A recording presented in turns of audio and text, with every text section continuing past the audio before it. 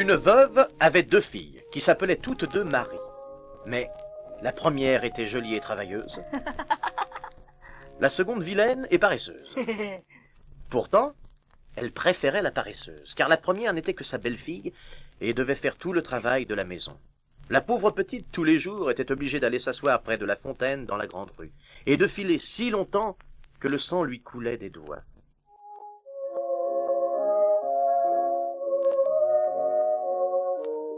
Il arriva donc un jour que la quenouille fut toute couverte de sang.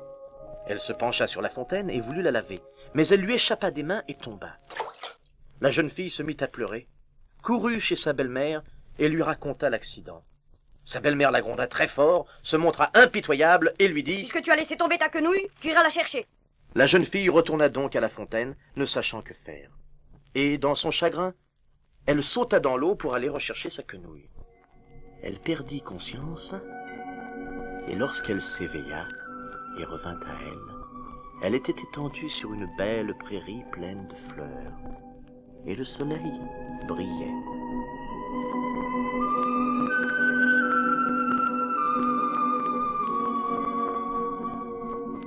Elle se leva et se mit à se promener. Elle arriva devant un four rempli de pain. Le pain se mit à crier. « Sors-moi d'ici, je vais brûler, je suis cuit, je suis cuit !» La jeune fille s'approcha du four et en retira tout le pain avec la grande pelle. Elle continua son chemin et se trouva devant un arbre couvert de pommes et qui lui cria « Secoue-moi, secoue-moi, toutes mes pommes sont mûres. » Elle se mit à secouer l'arbre dont les pommes tombèrent en pluie et le secoua jusqu'à ce qu'il n'y en ait plus une seule. Puis elle les mit toutes en tas et reprit sa route. Elle parvint enfin à une petite maison. Une vieille femme était à la fenêtre. Elle avait de si grandes dents que la jeune fille eut peur et voulut s'enfuir. Mais la vieille dame lui cria « De quoi as-tu peur, cher enfant? Reste avec moi. Si tu acceptes de faire tout le travail qu'il y a à faire dans la maison, tout ira bien pour toi. Mais attention de toujours bien faire mon lit et de bien secouer le matelas à la fenêtre, que les plumes voltigent. Quand c'est le voltige, il neige sur la terre. C'est moi qui suis Madame Hall. » La vieille femme était si gentille que la jeune fille eut le cœur réconforté, accepta et se mit avec ardeur à l'ouvrage. Elle obéissait scrupuleusement à la vieille et lui secouait toujours ses matelas si fort que les plumes voltigeaient comme des flocons de neige. En récompense, la vieille lui faisait la vie douce, ne la grondait jamais et tous les jours, il y avait de bons ragoûts et des rôtis.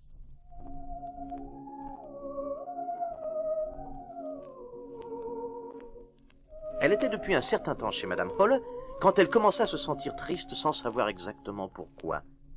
Elle s'aperçut à la fin que ce devait être le mal du pays. Elle était pourtant 1000 fois mieux traitée que chez elle, mais elle avait tout de même envie de revoir sa maison. Finalement, elle dit à la vieille « J'ai envie de retourner chez moi. Je suis pourtant très bien ici, mais je ne peux plus y rester. Il faut que je retourne voir les miens. » Et Madame Hall lui dit « Cela me fait plaisir que tu aies ce désir. Et puisque tu m'as servi si fidèlement, je vais t'accompagner moi-même là-haut. » Elle la prit par la main et la conduisit jusqu'à une grande porte.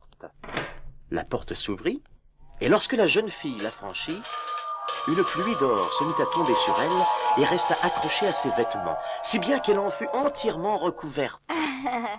C'est ta récompense pour avoir été si travailleuse. Et Madame Hall lui rendit la quenouille tombée dans la fontaine. Là-dessus, la porte se referma, et la jeune fille se retrouva sur terre, pas très loin de la maison de sa belle-mère. Et, lorsqu'elle entra dans la cour, le coq, perché sur le puits, s'écria « Oh, notre mari tout en or est remonté là-haut !» Elle se rendit alors auprès de sa mère, et comme elle arrivait couverte d'or, cette dernière et sa demi-sœur lui firent bon accueil. La jeune fille leur raconta tout ce qui lui était arrivé, et lorsque sa mère apprit comment elle était devenue si riche, elle voulut que sa vilaine fille paresseuse ait la même chance. Elle l'obligea à s'asseoir à la fontaine et à filer. Et pour que sa quenouille soit tachée de sang, la jeune fille se piqua les doigts et enfonça la main dans une haie d'épines. Puis elle jeta la quenouille dans la fontaine et y sauta elle-même. Comme sa sœur, elle se trouva sur la belle prairie et elle se mit à se promener. Quand elle arriva au four, de nouveau le pain s'écria « Sors-moi d'ici, je vais brûler. Je suis cuit, je suis cuit. Mais la paresseuse répondit, Je n'ai pas du tout envie de me salir. et elle continua son chemin. Elle se trouva bientôt devant le pommier qui cria, Secoue-moi, secoue-moi. Toutes mes pommes sont mûres. Tu es fou, je n'ai pas envie qu'une pomme me tombe sur la tête. Quand elle fut devant la maison de Madame Hall, elle n'eut pas peur du tout, puisque sa sœur lui avait déjà parlé des grandes dents, et elle s'engagea aussitôt chez elle. Le premier jour, elle fit un effort, travailla sérieusement, et fit tout ce que lui disait Madame Hall, car elle pensait à tout l'or qu'elle allait rapporter. Mais le second jour, elle recommença à paresser.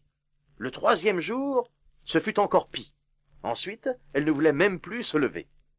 Elle ne fit pas le lit de Madame Hall comme il fallait, et ne secoua pas les matelas pour faire voler les plumes.